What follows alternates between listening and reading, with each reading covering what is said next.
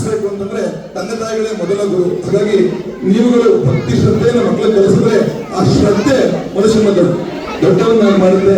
ಹಾಗಾಗಿ ದಯಮಾಡಿ ಪ್ರತಿಯೊಂದನ್ನು ನಾನು ಹೇಳ್ತಾ ಹೋಗ್ತೀನಿ, ಹಾಗೆ ಫಾಲೋ ಮಾಡ್ತಾ ಹೋಗೋಣ. ಭಕ್ತಿಯಿಂದ ಪ್ರಾರ್ಥನೆ ಮಾಡೋಣ. ಮೊದಲಿಗೆ ಎಲ್ಲರೂ ಗುರು ಗಣಪತಿಯನ್ನ ಪ್ರಾರ್ಥನೆ ಮಾಡೋಣ. ವಕ್ರತುಂಡ ಮಹಾಕಾಯ ಸೂರ್ಯಕೋಟಿ ಸಮಪ್ರಭಾ ನಿರವಿಘ್ನಂ ಕುರು ಮೇ ದೇವ ಸರ್ವಕಾರ್ಯೇಷು ಸರ್ವದಾ. ಮಹಾಗಣಪತಯೇ ನಮಃ. ಪ್ರಾರ್ಥನಾ ಸಮರ್ಪಯಾಮಿ. ಪೋಷಕರು ಸಹ ನಿಮ್ಮ ತಂದೆ ತಾಯಿಗಳನ್ನ ಒಮ್ಮೆ ಪ್ರಾರ್ಥನೆ ಮಾಡಿಕೊಳ್ಳಿ. ವಾಗರ್ತ ಇವ ಸಂಪೃಕ್ತೋ ವಾಗರ್ತ ಪ್ರತಿಪತ್ತೆಯೇ ಜಗತ ಪಿತರೋ ಒಂದೇ ಪಾರ್ವತಿ ಪರಮೇಶ್ವರ. ತಂದೆ ತಾಯಿಗಳನ್ನ ಪ್ರಾರ್ಥನೆ ಮಾಡಿಕೊಳ್ಳಿ. ಮಕ್ಕಳು ಭೂಮಿಯನ್ನು ಮುಟ್ಟು ನಮಸ್ಕಾರ ಮಾಡಿಕೊಳ್ಳಿ. ಅಪಸರ್ಪಂತು ಯೇ ಭೂತ ಭೂಮಿ ಸಂಸ್ಕೃತಾ ಯೇ ಭೂತ ವಿಘ್ನಕರ್ತಾರ ತೇನ ಶಂತು ಶಿವಾಜ್ಞಯಾ ಭೂ ಪ್ರಾರ್ಥನಾನ್ ಸಮರ್ಪಯಾಮಿ.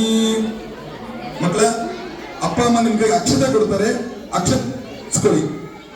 ಅಪ್ಪ ಅಮ್ಮಂದು ನಿಮ್ಗೆ ಅಕ್ಷತೆ ಕೊಡ್ತಾರೆ, ಎಲ್ಲರೂ ಅಕ್ಷತೆಯನ್ನು ಕೈಗಿಸ್ಕೊಳ್ಳಿ. ನಿಧಾನಕ್ಕೆ ಮಾಡಿ, ಗಡಿಬಿಡಿ ಇಲ್ಲ, ಅಕ್ಷತೆಯನ್ನ ಕೈಗಿಸ್ಕೊಳ್ಳಿ. ಏನು ಮಾಡ್ಬೇಡಿ, ಕೈಗಿಸ್ಕೊಳ್ಳಿ ಅಷ್ಟೇ. ನಾನು ಹೇಳ್ಕೊಡ್ತೀನಿ, ನಿಧಾನಕ್ಕೆ ಹೇಳ್ಕೊಡ್ತೀನಿ. ಪ್ರತಿಯೊಬ್ಬರು ನಿಮ್ಮ ಮಕ್ಕಳ ಕೈಯಲ್ಲಿ ಅಕ್ಷತೆಯನ್ನ ಕೊಡಿ. ಮನಸ್ಸಲ್ಲಿ ಆ ಅಪ್ಪ ಅಮ್ಮನ ಪ್ರಾರ್ಥನೆ ಮಾಡಿಕೊಳ್ಳಿ. ಅವರು ಪಾರ್ವತಿ ಪರಮೇಶ್ವರ ಸ್ವರೂಪರು ಅಂತೇಳಿ ಮನಸ್ಸಲ್ಲಿ ಪ್ರಾರ್ಥನೆ ಮಾಡಿಕೊಂಡು ನಾನು ಹೇಳಿದಾಗ ಅವ್ರ ಕಾಲುಗಳಿಗೆ ಅಕ್ಷತೆಯನ್ನ ಹಾಕಬೇಕು.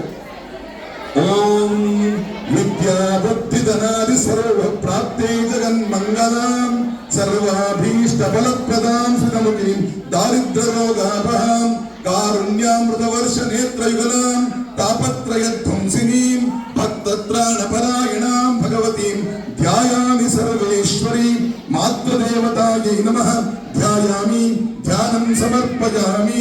ನಿಮ್ಗೆಲ್ಲರೂ ಅಕ್ಷತೆಯನ್ನ ತಂದೆ ತಾಯಿಗಳ ಕಾಲು ಮೇಲೆ ಹಾಕಿ. ಧ್ಯಾಯಾಮಿ ಧ್ಯಾನಂ ಸಮರ್ಪಯಾಮಿ. ಮತ್ತೆ ಒಂದ್ಸಲ ಅಕ್ಷತೆಯನ್ನ ಕೈ ಕೊಡಿ.